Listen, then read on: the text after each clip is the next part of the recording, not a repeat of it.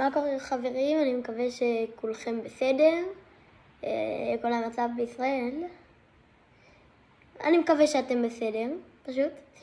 היום החלטתי לנסות להכין כזה רוטב לסלטים וסנדוויצ'ים, שזה סוג של מיונז, אבל שגם רוטב טעים שמתאים לסלט. אז ככה, מה צריך? שמתי בכזה שיש לו בלנדר, אפשר גם בנינג'ה,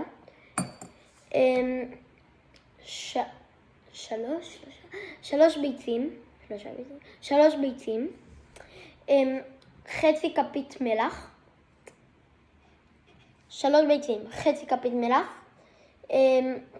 כפית חומץ, 100 מיליליטר מים ו75 מיליליטר שמן זית, אוקיי? עכשיו אני טוחן, אם יש לכם נינג'ה זה יהיה פשוט יותר מהר, אבל אני אוהב את המכשיר הזה. מה שכן, יכול להיות שזה ייקח לי קצת זמן. בואו נראה, ומקסימום אני עוצר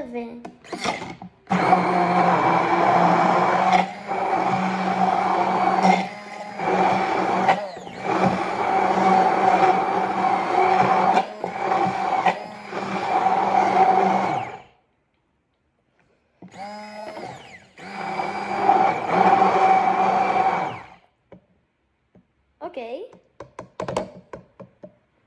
רגע, אני אביא נייר להניח את זה.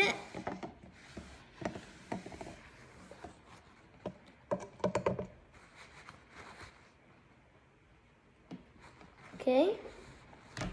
עכשיו, בואו ניתן. רגע, אני אביא שנייה כפית. אני מביא שנייה כפית. הנה כפית. ועכשיו, בואו ניתן לבדוק אם חסר משהו. אוקיי. ממש חסר. טוב, כי תכלס, מה חצי כפית מלח תעשה? צריך מלח, לא לפחד. וגם קצת פלפל. הנה, בואו נחשוב מה עוד אפשר לשים. כן, נתחיל בזה, במלח.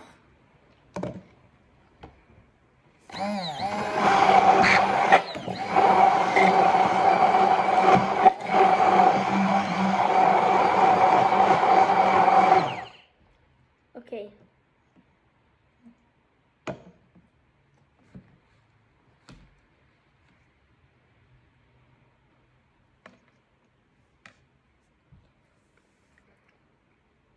עכשיו אנחנו מדברים. רגע. לגמרי מספיק. זה טוב נגיד לשים בתוך סנדוויץ' או בסלט, זה אחלה רוטב. סלט קיסרי נגיד. סלט קיסר. ויאללה. תכינו, ממליץ לכם.